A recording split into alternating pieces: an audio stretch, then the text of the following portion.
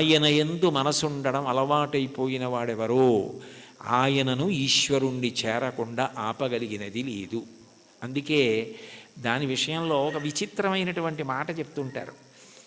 ఆఖరికి భగవంతుని యందు ఐక్యమైపోయే స్థితిలో కూడా భక్తి యొక్క దార్ఢ్యం ఎలా ఉంటుందంటేట, ఇంకా భగవత్ సేవ ఎందే ప్రీతి పొంది ఉంటుందిట.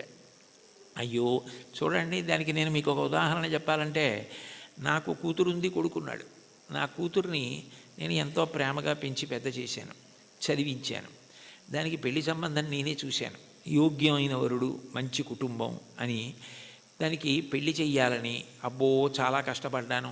నేను కట్టుకున్న ఇల్లు ఒకటి అమ్మేశాను. పెద్దాపురం నాకున్నది ఆ ఇల్లు ఒక్కటే, అది అమ్మేశాను. ఇప్పుడు వేరే ఇల్లు కట్టుకున్నాను అనుకోండి కాకినాడలో. ఆ ఇల్లు అమ్మేశాను.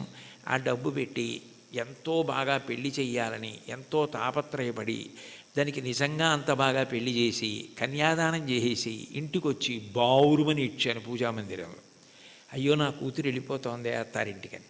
నేనే కదా కూతురికి పెళ్లి సంబంధం చూసింది, నేనే కదా అవన్నీ చేసింది, మరి కూతురు వెళ్ళిపోతోందని ఏడుపు ఏమిటి అంటే, ఎంత నేననుకుని ఇచ్చేస్తున్నా కూతురు నా ఇంట్లోంచి వెళ్ళిపోతోందని ఏడిచినట్టు భగవంతుని యొక్క భక్తిట మోక్షాన్ని కూడా ఒక స్థితిలో అమ్మో ఆయన ఎందుకు కలిసిపోవడమేనా, ఆయన్ని సేవించడానికి ఇంక అవకాశం ఉంటుందా అంటుంది. భక్తి యొక్క దార్ఢ్యం అలా ఉంటుంది. దానికి సుప్రభాతంలో ఒక విచిత్రమైన శ్లోకం ఉంటుంది, నేను ఇప్పుడు చదువుతుంటాను. అందులో ఆ శ్లోకంలో ఒక మాట అంటారు. అందులో స్వామివారిని స్వర్గాపవర్గ నిరపేక్ష నిజాంతరంగా కల్పాగమా కలనయా కులతాం లభంతే శ్రీవేంకటాచలపతే తవ సుప్రభాతం అంటారు. స్వర్గాపవర్గ నిరపేక్ష నిజాంతరంగా తద్గోపురాగ్రశిఖరాణి నిరీక్షమాణా.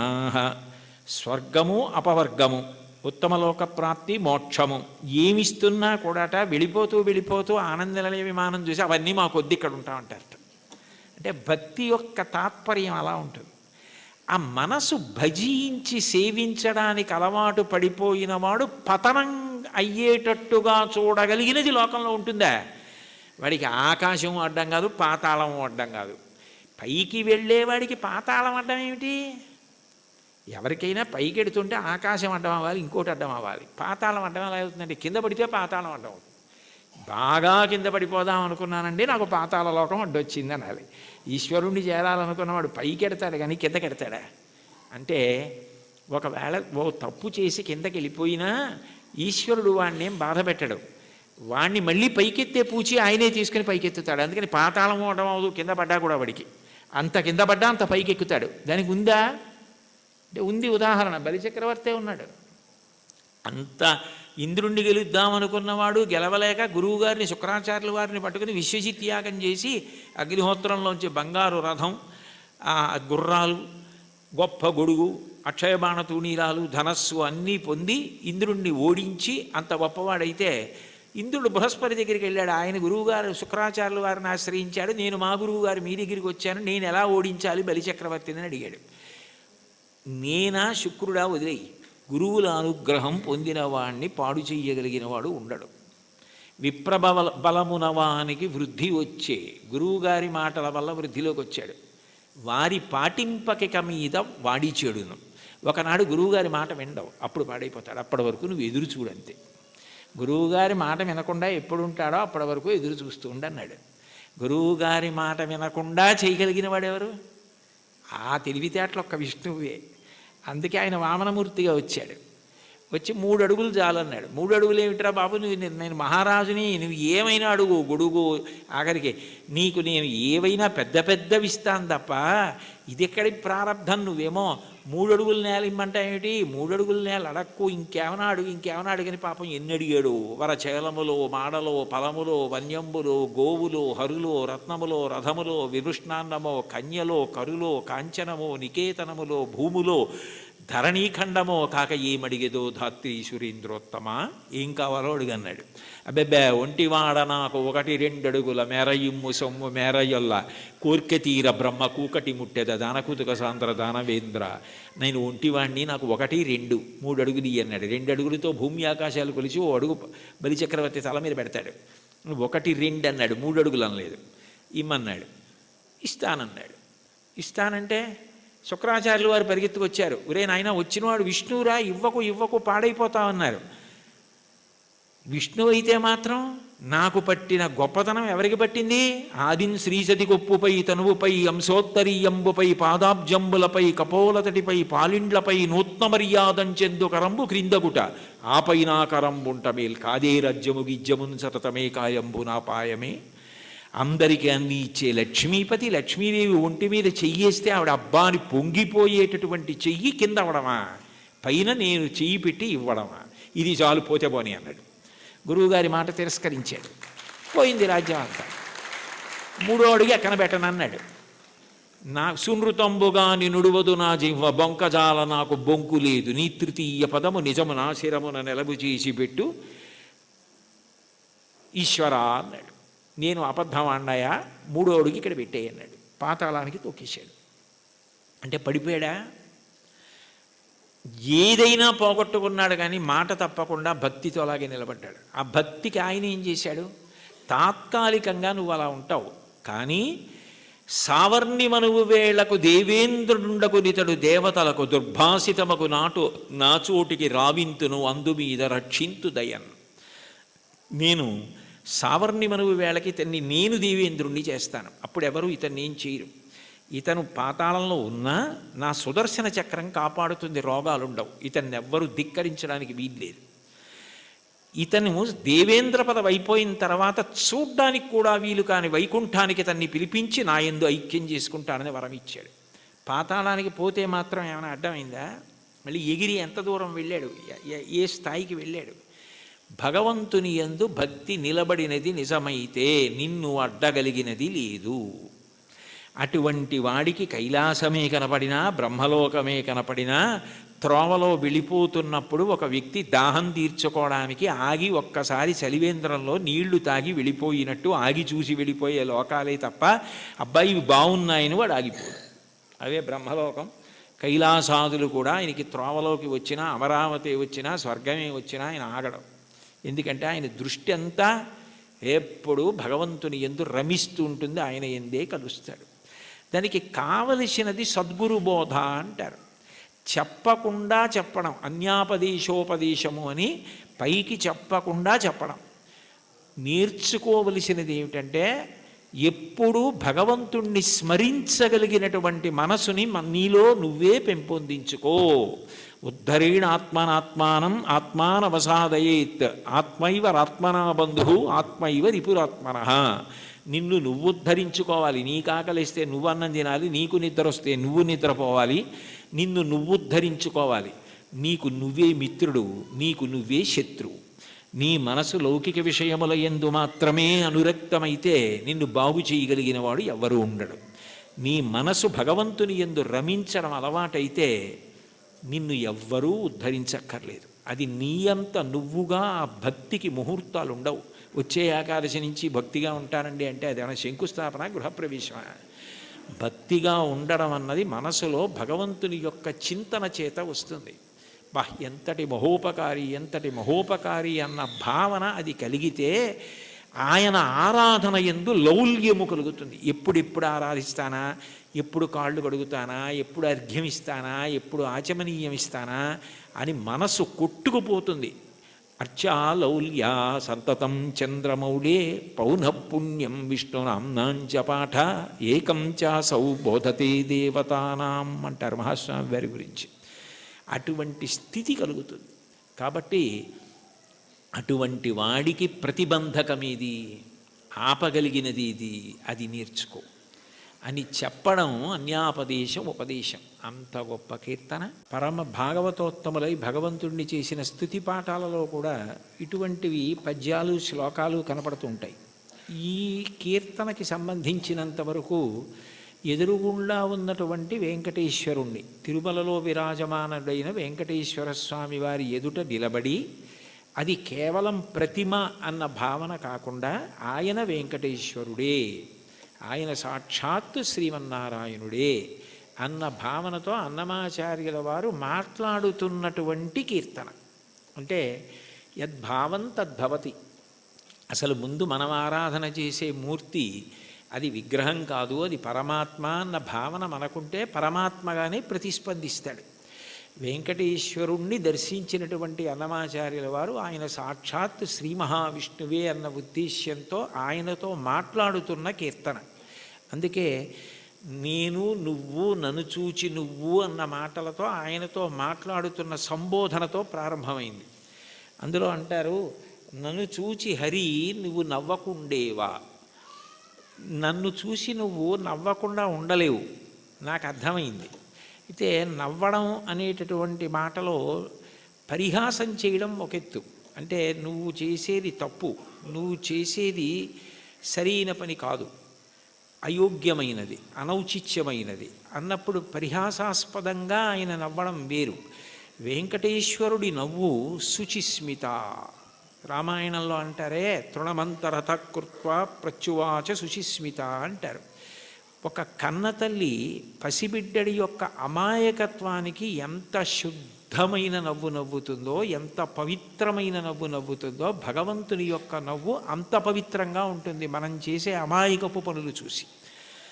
తల్లి ఏదో వేడిగా ఉన్నటువంటి పాయస పాత్ర అక్కడ ఉంటే పిల్లవాడు వెళ్ళి నేను తినేస్తానని పాయస పాత్రలో చెయ్యి పెట్టబోతే, నువ్వు తినలేవురా, అది చాలా వేడిగా ఉంది, నేను చల్లారి పెట్టి పెడతానని చెప్పి ఎంతో ప్రేమగా నవ్వి వాడిని దూరంగా పెట్టి ఉప్పుని ఊది చిన్న చిన్న ముద్దలు వాడి నోట్లో ఎంత ప్రేమతో తినిపిస్తుందో అంత ప్రేమతో నవ్వుతాట భగవంతుడు. అందుకని భగవంతుని యొక్క నవ్వు శుచిస్మిత, మందహాసం, చిన్న నవ్వు నవ్వుతాడు అని. అందుకని మూకశంకర్లు మందస్మిత శతకం చేశారు. 100 శ్లోకములు ఆయన నవ్వు మీద చేశారు, అమ్మవారి నవ్వు మీద. అటువంటి భగవంతుడు దేనికి నవ్వుతున్నాడు అన్నమాచార్యుల వారిని చూసి అంటే, ఆయన నేను ఈ మార్గం పట్టుకున్నాను కాబట్టి నేను తరిస్తాను అని అనుకుంటున్న వాళ్ళని చూసి నవ్వుతాట. ఎందుకని అంటే, ఏ మార్గం మీరు పట్టుకున్నా అది ఎక్కడ వరకు తీసుకెళ్ళగలదు అంటే భగవంతుడు ఉన్న చోటుకి తీసుకెళ్ళగలదు, భగవద్ దర్శనం చేయించలేదు. మీకు అదేదో నేను గొప్ప కోసం చెప్పట్లేదు, ఉదాహరణ మీకు బాగా పట్టుకోవడానికి చెప్తున్నాను. మీకు నన్ను చూడాలి అని అనిపించింది అనుకోండి, ఆయన ఎక్కడ ఉంటారండి అని అడుగుతారు. ఏదో పలానా చోట ఉంటారండి అని చెప్పారనుకోండి, మీరు అక్కడికి రాగలరు. కానీ తలుపు తీసి మా అబ్బాయి ఇవాళ ఆయన ఎవరిని చూడాలనుకోవట్లేదండి, ఆయన ఏదో చదువుకుంటున్నారు, నేను ఎవరిని చూడనని చెప్పారు అన్నారనుకోండి, మీరు చూడగలరా నన్ను? సాధ్యం కాదు. కానీ ఎవర్రా అని నేను అడిగాను అనుకోండి, వాడు వచ్చి నాకు ఏదో చెప్పాడు అనుకోండి, సరే ఉండు 5 నిమిషాలు చూసి వస్తాను అని నేను వచ్చాను అనుకోండి, నేను మిమ్మల్ని చూడాలని వస్తే మీరు నన్ను చూడగలరు తప్ప, మీరు చూడాలని వస్తే నా చేత మీరు చూడబడలేరు, మీరు నన్ను చూడలేరు. మీరు నన్ను చూడడం మీ చేతిలో లేదు, నా చేతిలో ఉంది. ఇంత చిన్న విషయమే అలా ఉంటే భగవద్ దర్శనం, భగవద్ అనుభవం మనం పట్టుకున్న మార్గం వల్ల ఫలితంగా వస్తుంది. అదేనా కర్మ అయితే ఈ కర్మ చేస్తే ఈ ఫలితం వస్తుంది అని చెప్పచ్చు. అబ్బాయి నువ్వు ఈ పొలాన్ని దున్నవయ్యా, విత్తనాలు వెయ్యి, ఇలా నీరు పెట్టు, మొక్కలు వస్తాయి అని చెప్పచ్చు. భగవన్మార్గంలో నీవు ఈ మార్గాన్ని పట్టుకుంటే నీకు తప్పకుండా భగవద్ దర్శనం అయిపోతుంది, మోక్షం పొందగలవు అనుకుంటే అందులో ఎప్పుడూ 2 అంగుళాలు తక్కువ వస్తుంది.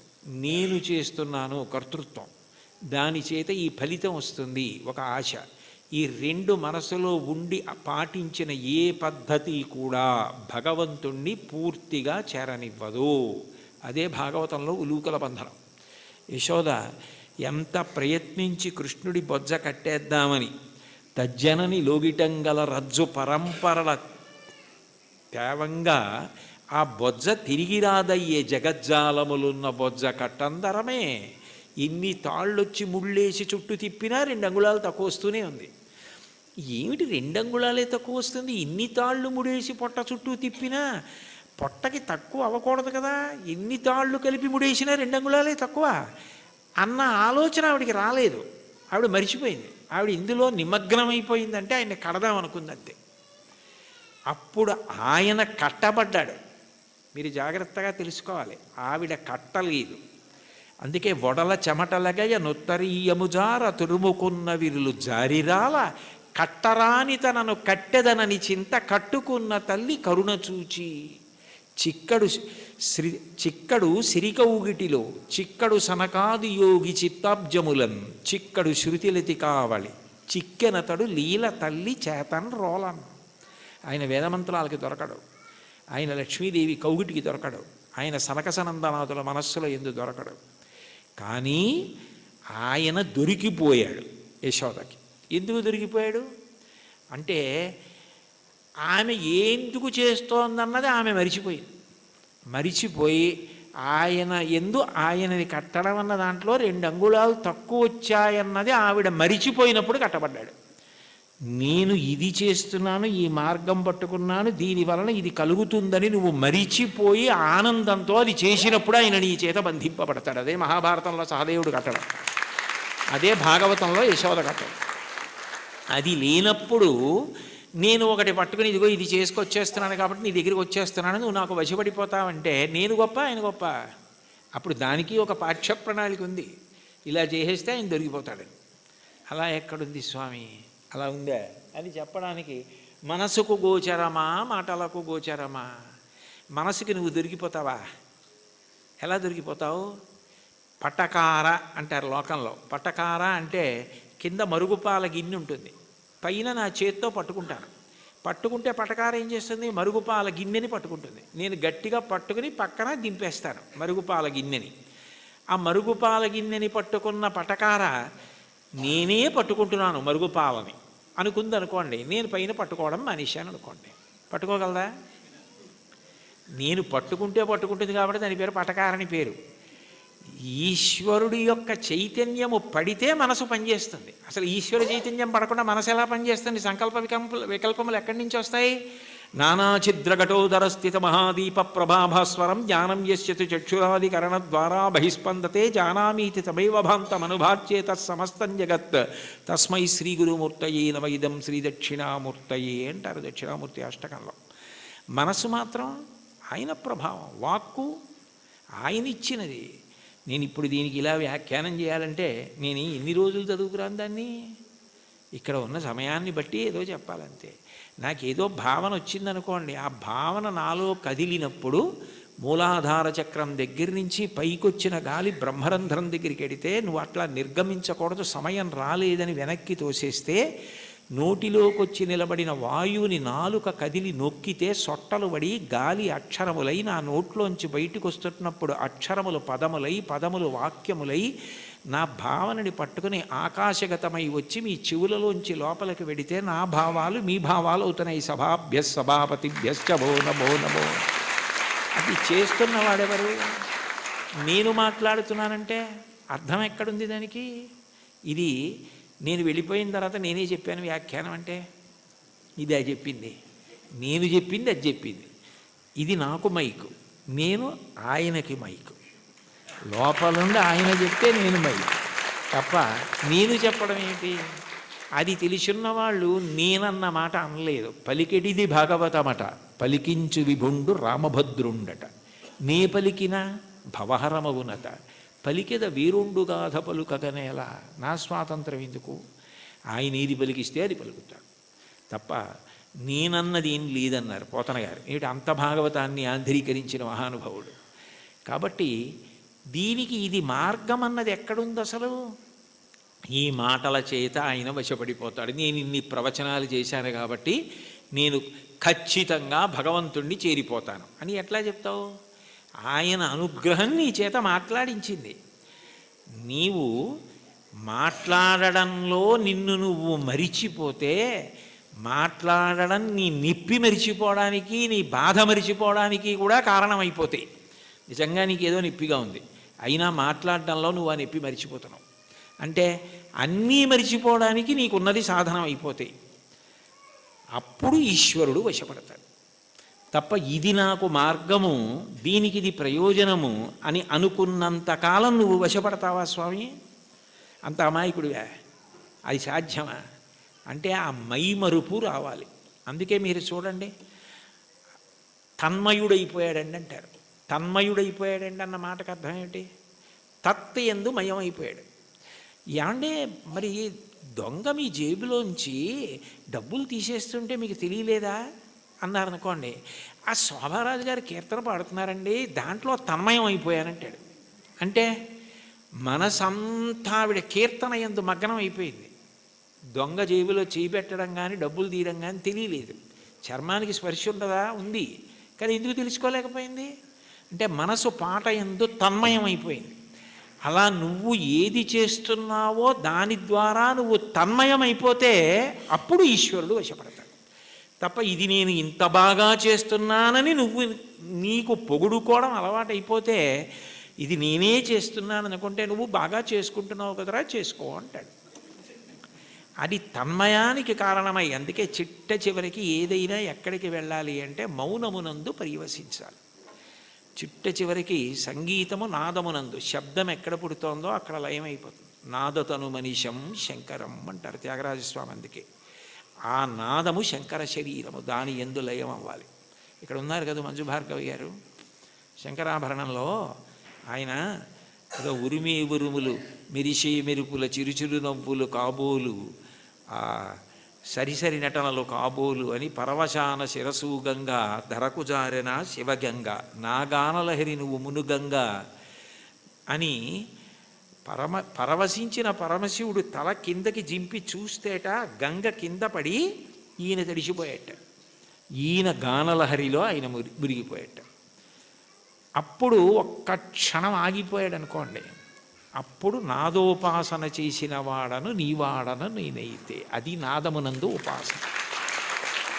మౌనమునందు వెళ్ళిపోవాలి. శ్రీశైల శృంగకు హరేషు కదోపలప్స్యే గాత్రం యదామ మలతాహ పరివేష్టయంతి కర్ణే యదాహ విరచయంతి ఖగాశ్చ నీడాస్.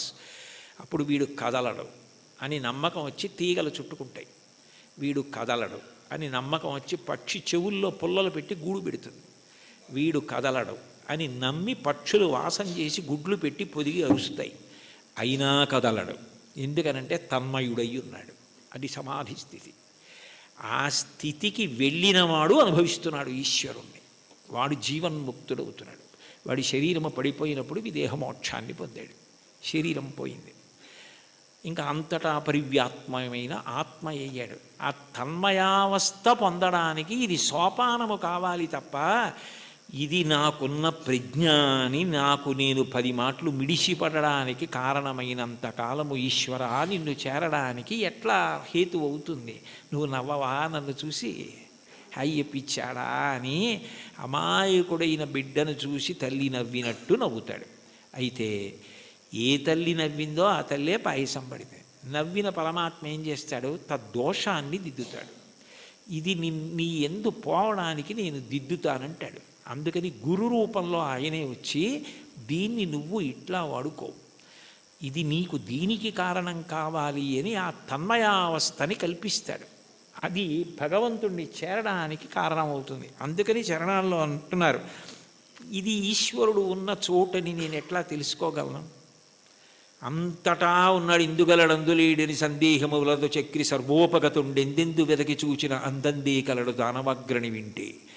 ఇక్కడ ఉన్నవాడిని అయితే చూడగలను, అంతటా ఉన్నాడంటే ఎలా చూస్తాను? ఆ జ్ఞానము కలగాలి. ఆ జ్ఞానం ఎవరివ్వాలి? ఆయన ఇవ్వాలి. కాబట్టి ఉన్న చోటెరుగుదునా ఓయి అంటే పలికేవా? అతిశయం మనసులో ఉండిపోతే ఓయి అని పిలిస్తే నువ్వు పలుకుతావా? సాధ్యమా? నేనేమైనా ఒక గదిలోంచి ఒక గదిలోకి వెళ్ళిపోయినట్టు నీ దగ్గరికి పరమపదానికి వచ్చి వెళ్ళిపోగలిగినంత సమర్థున్నా? నా వల్ల సాధ్యం అవుతుందా? ఇంత పారవశ్యం ఉండి ఇంత గొప్పగా విష్ణు సంకీర్తన చెయ్యగలిగినటువంటి మహాజ్ఞాని, భక్తి వైరాగ్యము కలిగినటువంటి వారు తన మీద పెట్టుకుని నన్ను చూసి నువ్వు నవ్వవా అని పాడడంలో ఉన్న గొప్పతనం ఏమిటంటే, వీరిని చూసి నువ్వు నవ్వవా అని రాశారనుకోండి అతిశయం అవుతుంది.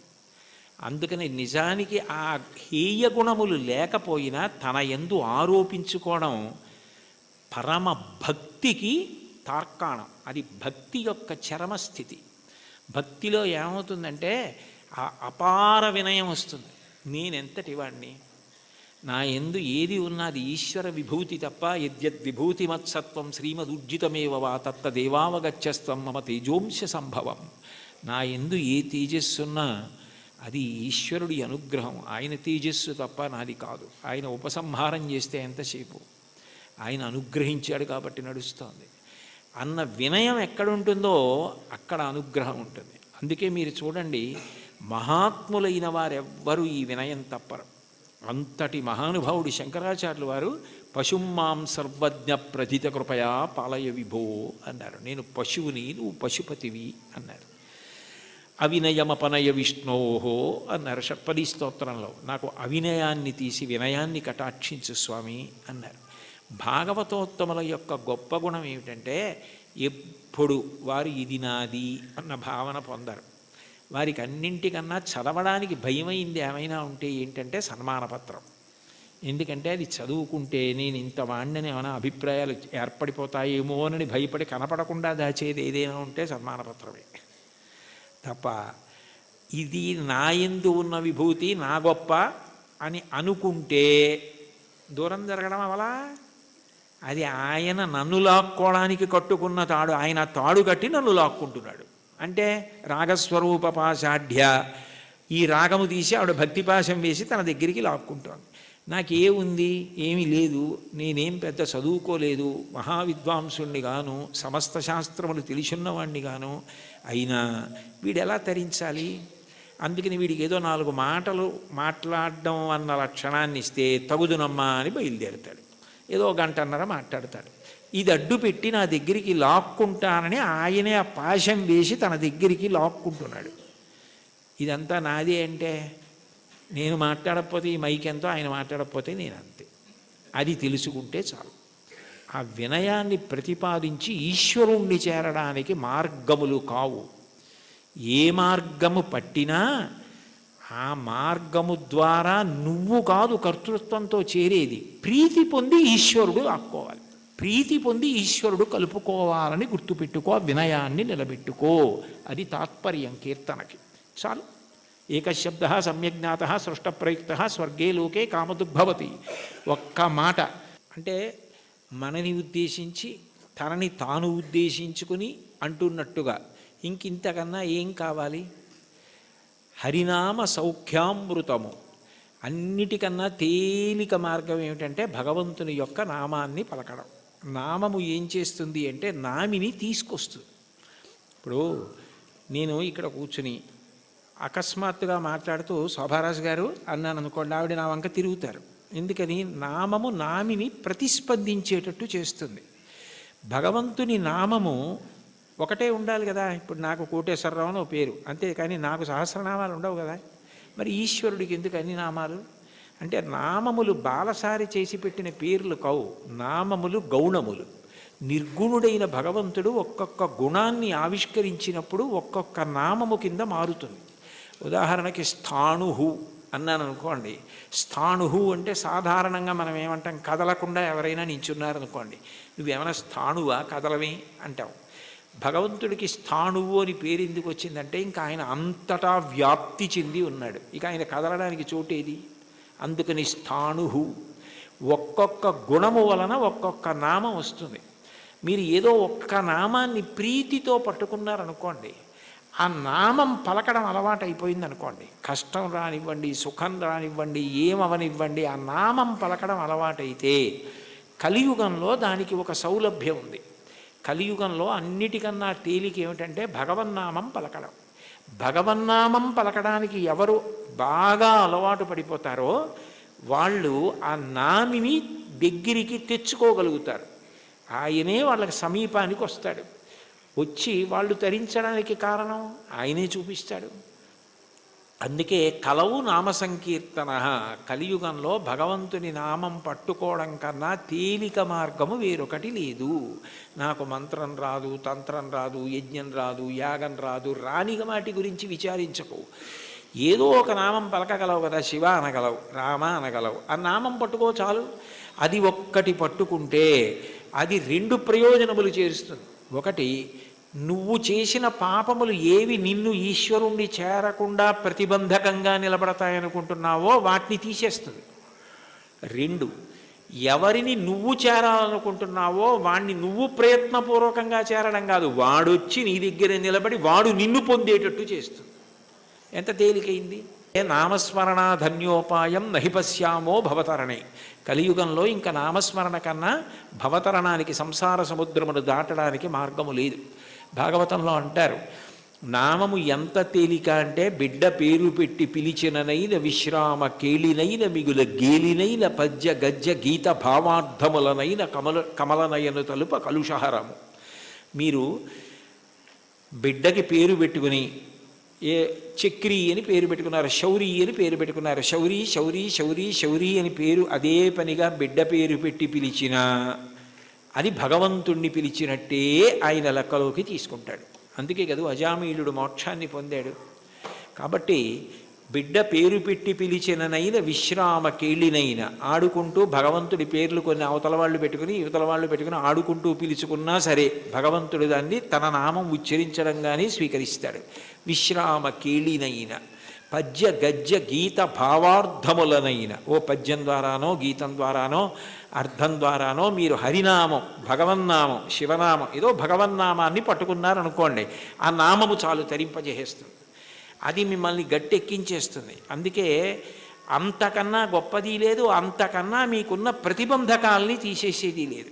ఏది ఈశ్వరుణ్ణి చేరడానికి అడ్డో దాన్ని ఆ నామం తీస్తుంది. అందుకంటారు పోతన గారు భాగవతంలో, బ్రహ్మహత్యానేక పాపాటములకగ్ని కీలలు హరినామ కీర్తనములు, మధుపాన కిల్బిష మదనాగ సమితికి కేసరుల్ హరినామ కీర్తనములు, తపనీయ శౌర్యసం తమసంబునకు సూర్యకిరణముల్ హరినామ కీర్తనములు, గురుతల్ప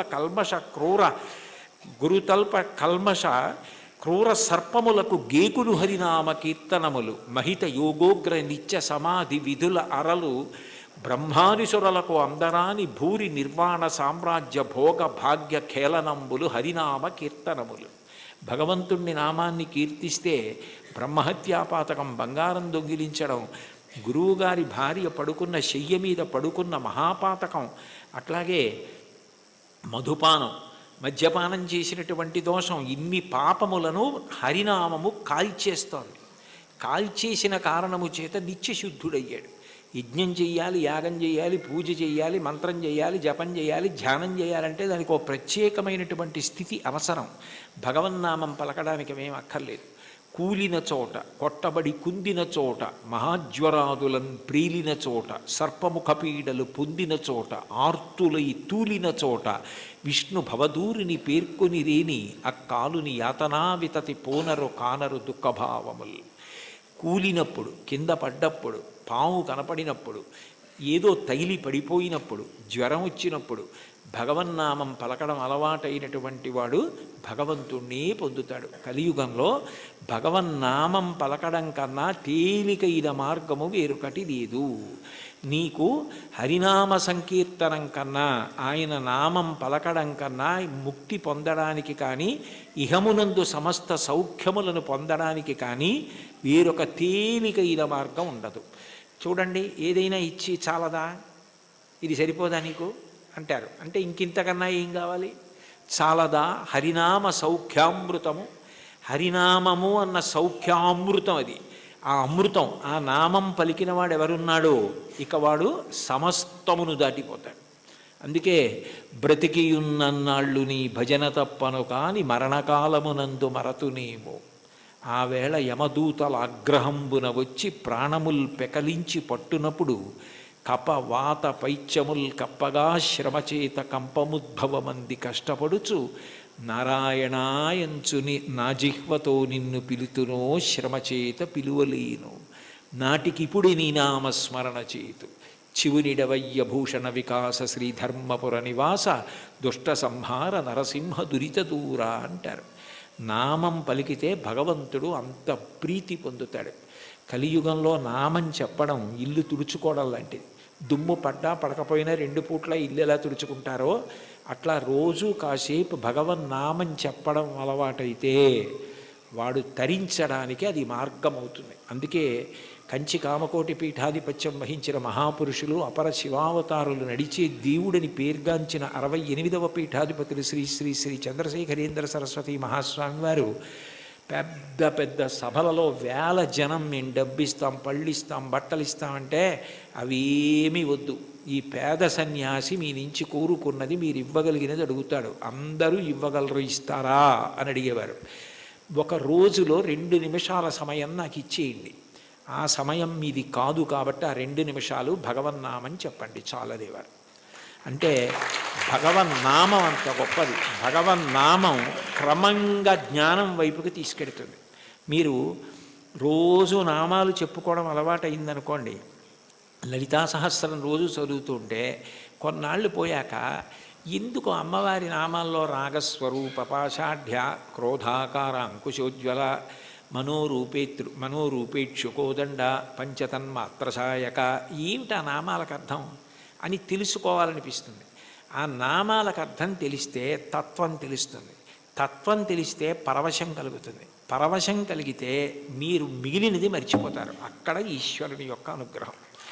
దానికి నేను ఒక ఉదాహరణ చెప్పాలి అంటే, మీకు లలితా సహస్రం అర్థం బాగా తెలిసిందనుకోండి, మీరు చదువుతున్నారు లలితా సహస్రం, నవచంపక పుష్పాభనాసాదండ విరాజిత అనో, లేకపోతే ఏదో అమ్మవారి యొక్క కబరీబంధంలో తిరుగుకునేటటువంటి పువ్వులు ఉంటాయి కదా, ఆ పూల దండ గురించో ఏదో మీకు ఆ నామం వచ్చింది.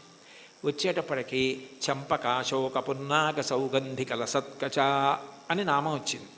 మీకు అమ్మవారి నల్లటి కబరీబంధం, దాని మధ్యలో ఉన్న చూడామణి, తలకి అటు ఇటు పెట్టుకున్న సూర్యచంద్రులు, పాపటలో పెట్టుకున్న కుంకం, ఆవిడ ఇలా పెట్టుకున్నటువంటి ఆ చూడామణితో కూరుకున్నటువంటి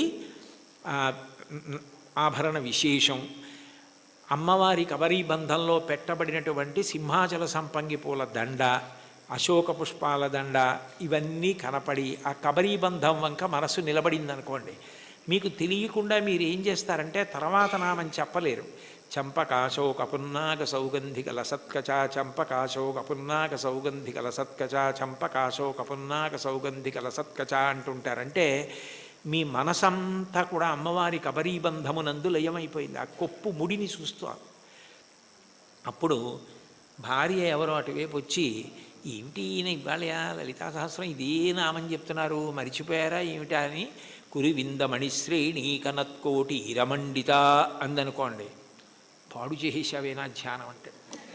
అంటే అక్కడ మనసు లయమైంది, ఇంకా మిగిలినవి ఏవి గుర్తు రావట్లేదు. అమ్మవారి కబరీబంధ దర్శనం చేస్తున్నాడు.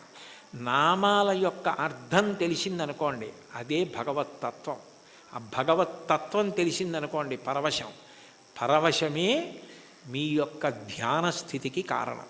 అప్పుడు ఏమవుతుందంటే మీకు ఏది చూస్తున్నా నామవైభవము, ఆ ఈశ్వర తత్వం మీ యందు ప్రకాశిస్తూ మీకు గొప్ప ఆనందాన్ని ఇస్తాయి. చాలదా హరినామ సౌఖ్యామృతము. అది మీకు ఏమి ఇవ్వలేదు కనుక మీకు ఏదైనా ఇస్తుంది. ఇది ఒకటి హరినామమింతైన చాలదా చెదరకి జన్మముల చెరలు విడిపింప. ఇన్ని జన్మాలు ఒకటా రెండా, నానానేకపయూధముల్ వనములోనన్ పెద్ద కాలంబు సన్మానింపం దశలక్ష కోటి కరణీనాథుండనయ్యుండి మద్దానంభ పరిపుష్ట చందన లతాంత ఛాయలందుండలేక నీరాశ ఇతేల వచ్చిది భయం బిట్లో కది ఈశ్వర అంటాడు గజేంద్రుడు. 10 లక్షల కోట్ల భార్యలు నాకన్నాడు. అంటే నిజంగా అప్పుడే ఎన్ని జన్మలిత్తానో, ఎంతమంది భార్యలో, ఎంతమంది పిల్లలో, పునరపి జననం పునరపి మరణం పునరపి జననీ జఠరే చైనం ఇహ సంసారే బహుదుస్తారే కృపయాపారే పాహిమురారే. ఆ జన్మ పరంపర నుంచి విడిపించడానికి ఒక్క నామం చాలదా? చాలదా హరినామ సంకీర్తనము. మదినొకటి హరినామమింతైన చాలదా 10,000 నరక కోపముల వెడలింప. 10,000 నరక కోపముల యందు పడవలసిన పాపాలు తీసేయడానికి ఒక్క నామ సంకీర్తనం చాలు. ఎంత పెద్ద దూది పర్వతమైనా కాలిపోవడానికి ఒక్క నిప్పు రవ్వ చాలు, ఒక్క నామం చాలు. ఎంత సంచితమైన దగ్ధమైపోతోంది. కలదొకటి హరినామ కనకాద్రి చాలదారి బంగారు కొండ. తొలగుమని దారిద్ర్య దోషంబు చెరచ. లేదన్న బాధ పాపము వలన వస్తే పాపమును తొలగించడానికి ఆ నామం చాలు. తెలివొకటి హరినామ దీపమది చాలదా, కలుషంపు కఠిన చీకటి పారద్రోల. కఠినమైన అజ్ఞానమనే చీకటిని పారద్రోలడానికి భగవన్నామం అన్న దీపం చాలు. అయితే చివర పెద్ద మూడేశారు. భగవన్నామమునందు అనురక్తి దేనికి కలుగుతుంది అంటే భాగవతులతో కలిసి తిరిగితే వస్తుంది. వాళ్ళు ఎప్పుడూ భగవన్నామం చెప్పుకున్నంత పరవశించిపోతాడే, ఆయనతో ఉంటే ఎప్పుడు ఆ భగవత్కథలు భగవద్వైభవం అలా తలుచుకు మురిసిపోతూ ఉంటాడని మనకి కూడా అబ్బుతుంది. అందుకని కావలసింది ఏమిటంటే సత్సంగం, సత్పురుషుల సహవాసం. వాళ్ళని మనం గుర్తుపడతాం, కానీ వాళ్ళు మనని గుర్తుపెట్టి పేరు పెట్టి పిలిస్తే అంతకన్నా గొప్పతనం లేదు. అంటే సత్పురుష సహవాసం అంత గొప్ప సుమా. కాబట్టి సొగసి ఈ విభుని దాసుల కరుణ చాలదా, సత్పురుష సహవాసము చేత నామమునందు తాదాత్మ్యత కలుగుతుంది. ఇది నాకు కావాలి. ఆ నామమును పట్టుకోండి చాలు. అంటే చాలా తేలిక మార్గాన్ని ఇందులో ఉపదేశం చేసి, అబ్బాయి చాలా చిన్నది ఇచ్చాను అనుకుంటున్నావా, ఇది చాలదా, ఇంకింతకన్నా ఏమిటో, ఇంకింతకన్నా ఏం లేదు, ఎంత బాగా మాట్లాడారో, ఎంత అనునయంగా మాట్లాడారో, చాలదా. అన్నమాచార్యుల వారి వంటి వాగ్గేయకారులు ఈశ్వర కటాక్షం చేత పొందిన విద్య, వారికి తెలియని సంప్రదాయం, వారికి తెలియని పురాణ సంబంధమైన విషయాలు, వారికి తెలియని ఆరాధన రహస్యాలు ఉండే అవకాశం ఉండదు. అందుకే వారు ఏ ప్రధాన భావనతో ఒక కీర్తనని రచన చేయడం ప్రారంభం చేశారో దానికి సంబంధించిన విషయాన్ని సమగ్రంగా కీర్తనలో ప్రతిపాదించగలుగుతారు. మీరు ఈ కీర్తనని పరిశీలిస్తే ఆయన కొండలలో నెలకొన్న కోనేటి రాయడువాడు అని ప్రారంభం చేశారు. శ్రీవేంకటేశ్వరుడు కొండలలో నెలకొన్నాడు, 7 కొండలలో ఉన్నాడు అన్న విషయం అందరికీ తెలుసున్న విషయం. అయితే యథార్థానికి భగవంతుడు కొండ మీద ఉండడానికి ప్రధాన కారణం ఏమిటంటే, కొండ మీద ఉన్న దేవుణ్ణి తెలుసుకోవాలంటే కొండ ఎక్కాలి. 84 లక్షల జీవరాశులలో చాలా జీవరాశులు భూమికి అడ్డంగా వెన్నుపాము ఉండేటట్టు పుట్టి అడ్డంగానే వెన్నుపాము పెరిగేటట్టుగా బ్రతుకుతాయి. మనిషి ఒక్కడు భూమికి అడ్డంగా పుట్టి నిలువుగా పెరుగుతాడు. అంటే మనిషి ఒక్కడే ఊర్ధ్వముఖ చలనం చేసి భగవంతుణ్ణి తెలుసుకోగలడు. కొండలలో నెలకొన్నవాడు అన్న మాటకు అర్థం ఏమిటంటే, నువ్వు ఊర్ధ్వముఖ చలనం చేస్తే తెలుసుకోవడానికి అవకాశం ఇచ్చేటటువంటి వాడు. అందుకనే ఆయన ఆనంద నిలయ విమానమనందు ఉంటాడు. అసలు ఈశ్వరుడికి పర్యాయ పదం ఆనందం. కృష్ణుడి పేరు కూడా నిజానికి కృష్ అంటే నిరతిశయ ఆనంద ఘనము. అటువంటి ఆనంద స్వరూపమైన భగవంతుడు నీకు అనుభవంలోకి రావాలి అంటే నువ్వు ఊర్ధ్వముఖ చలనం చెయ్యాలి. ఆయన కోనేటి రాయుడు. సర్వసాధారణంగా నదుల యొక్క తీరాలలో ఈశ్వర దేవాలయాలు ప్రతిష్ఠితమవుతూ ఉంటాయి.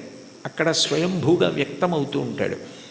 కానీ వెంకటేశ్వరుడు మాత్రం స్వామి పుష్కరిణికి ఎనలేని ప్రాధాన్యతనిచ్చి దాని పేరే స్వామి పుష్కరిణి అయింది. శ్రీ వెంకటేశ్వర సుప్రభాతానికి సంబంధించి మనం ఇచ్చే మంగళహారతి శ్లోకాల్లో కూడా శ్రీవైకుంఠ విరక్తాయ స్వామి పుష్కరిణీ తటే రమయా రమమాణాయ వెంకటేశాయ మంగళం అంటాం. వైకుంఠమునందు విరక్తి చెంది స్వామి పుష్కరిణి తటమునందు నివసించుతున్నవాడా అని పిలుస్తారు. దీనికి సంబంధించి బ్రహ్మపురాణంలో ఒక విశేషం కనపడుతుంది. సరస్వతీ నది ఒకప్పుడు గంగానది కన్నా తాను గొప్పది కావాలి అని భగవంతుడిని ఉద్దేశించి తపస్సు చేసింది. మనకి శాస్త్రములను పరిశీలిస్తే దేనికైనా పరిష్కారం ఏది సాధించాలన్నా దానికి సాధనము తపస్సు. అసలు ఈ సృష్టి ప్రారంభంలో భగవంతుడు వాడిన మొట్టమొదటి మాట తపస్సు అంత గొప్పది. అందుకని గంగానది కన్నా తాను గొప్పది కావాలని సరస్వతీ నది తపస్సు చేయడం మొదలుపెట్టింది. పులశ్చ బ్రహ్మ అక్కడికి వచ్చారు. పులశ్చ బ్రహ్మ వచ్చినప్పుడు సరస్వతీ నదికి అధిష్టాన దేవత ఉంటుంది. ఆవిడికే కాదు, ప్రతి నదికి అధిష్టాన దేవత ఉంటుంది.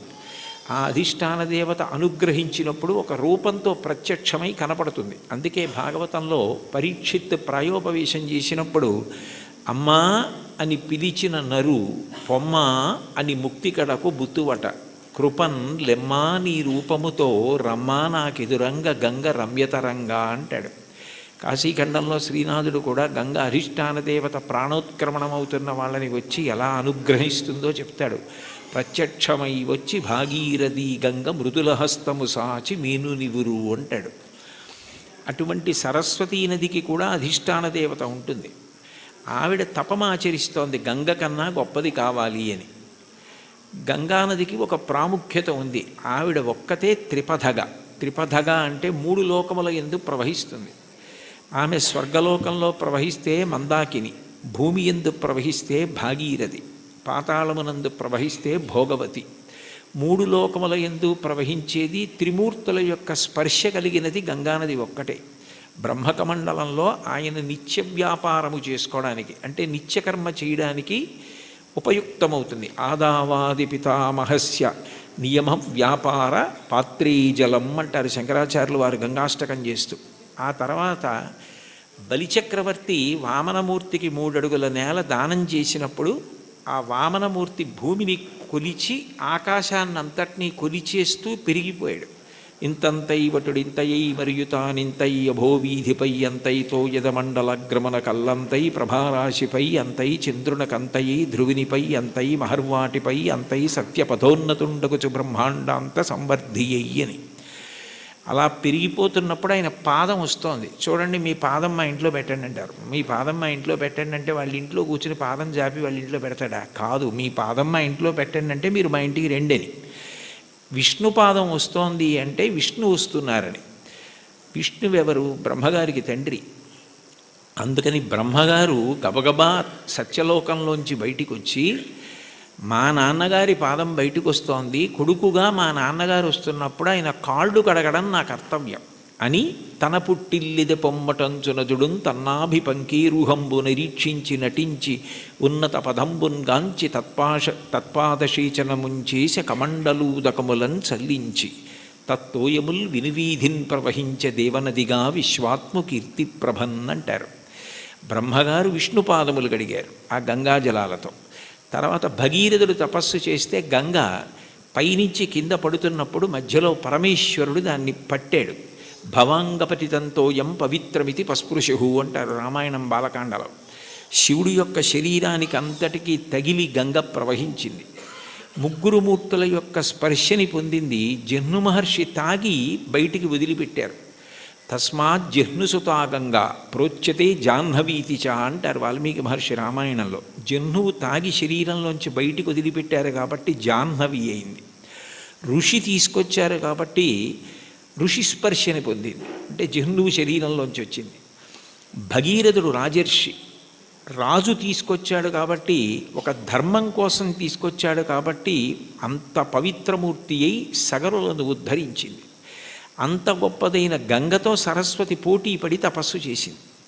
ఆ సమయంలో పులస్త్య బ్రహ్మ వచ్చారు. పులస్త్య బ్రహ్మ అంటే రావణ బ్రహ్మకి తాతగారు. రావణ బ్రహ్మ తండ్రి విశ్వవసో బ్రహ్మ, విశ్వవసో బ్రహ్మ తండ్రి పులస్త్య బ్రహ్మ. పులస్త్య బ్రహ్మ బ్రహ్మమానసపుత్రుడు, అంటే తిన్నగా బ్రహ్మగారి యొక్క మనసులోంచి ఆవిర్భవించినటువంటి వాడు. అంత గొప్పవాడైన పులస్త్య బ్రహ్మ వస్తే సరస్వతీ నది తపస్సు చేస్తున్నాను కదా, ఇప్పుడు నేను లేవవలసిన అవసరం ఏముందని లేవలేదు, స్వాగతం పలకలేదు, అర్ఘ్యపాద్యాదులు ఇవ్వలేదు. ఎంత పూజలో ఉన్నా, ఎంత వ్రతంలో ఉన్నా, ఎంత గొప్ప కార్యం చేస్తున్నా మహాత్ములు వచ్చినప్పుడు లేచి నిలబడి అర్ఘ్యపాద్యాదులు ఇవ్వాలి. అలా ఇవ్వకపోతే పరమదోషం కలుగుతుంది. గజేంద్రమోక్షణ ఘట్టంలో కూడా ఇంద్రజుమ్న మహారాజు గారు అగస్త్యుడు వచ్చి లేచి నిలబడి నమస్కరించి అర్ఘ్యపాద్యాదులు ఇవ్వని కారణం చేతనే గజయోని ఎందు పుట్టవలసి వచ్చింది. ఒకనాడాంధ్రుపుడచ్యుతున్ మనములోనుహించుతున్ మౌనియై అకలంక స్థితియున్నచో కలచజుండచూటికిన్ వచ్చి లేవక పూజింపకయున్న మౌనికని నవ్యక్రోధుడై మూఢాలుబ్ధకిరీంద్రోత్తమ యోని పుట్టుమని శాపం విచ్చ భూవల్లభ అంటారు భాగవతం 8వ స్కంధంలో. మహాత్ములు వచ్చినప్పుడు వెంటనే లేచి నిలబడి నమస్కరించి అర్ఘ్యపాద్యాదులు ఇవ్వాలి. అలా ఇవ్వలేదు కాబట్టి అది కట్టి కుడిపేస్తుంది, చాలా పెద్ద పాపం అయిపోతుందన్న దయాహృదయంతో పులస్త్య బ్రహ్మ నువ్వు ఏ కోరికతో తపస్సు చేస్తున్నావో అది నీకు సిద్ధించకుండుగాక అని శపించాడు.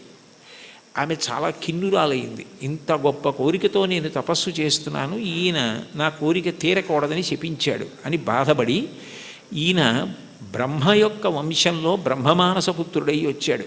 కొడుకు విశ్వవసో బ్రహ్మ. ఆ తర్వాత ఎంత గొప్పవాళ్ళు రావాలో ఈ వంశంలో. నీ వంశము రాక్షస వంశమైపోతుంది, బ్రహ్మకోవిదులు రారు, ఇక పైన రాక్షసులు పుడతారు నీ వంశంలో అని శపించింది. ఆయన చాలా బాధపడి, నువ్వు నన్ను ఇట్లా శపించావు, ఆమె త్రిపథగ గంగ, ఆమెతో సమానం ఎట్లా కాగలవు? అందుకని నీ దోషము పోయేటట్టు, దాని వలన నీకు ఇబ్బంది రాకుండా ఉండేటట్టు నువ్వు ఎటూ గంగతో సమానం కావడం సాధ్యం కాదు, కాబట్టి నేను దానినే శాపవాక్కుగా వదిలే. కానీ నువ్వు నా పట్ల చాలా క్రౌర్యంతో ప్రవర్తించి నా వంశమే రాక్షస వంశం అవ్వాలని శపించావు, శాపావకాశం ఇమ్మన్నాడు. అంటే సరస్వతీ నది అందరూ రాక్షసులైన ఒకడు మహాధర్మాత్ముడు నీ వంశంలో పుడతాడని అందుకే విభీషణుడు పుట్టాడు. తర్వాత సరస్వతీ నది మళ్ళీ తపస్సు చేసింది. చేస్తే నారాయణుడు ప్రత్యక్షమై, గంగతో సమానం నువ్వు కావడం సాధ్యం కాదు, ఆమె త్రిపథగా, అందుకని అట్లాంటి వరం ఇవ్వలేను, కానీ నేను నీకు ఒక ప్రత్యేకమైన వరం ఇస్తున్నాను. సృష్టిలో ఎక్కడా లేని ఒక గొప్ప పుష్కరిణివి నువ్వు అవుతావు.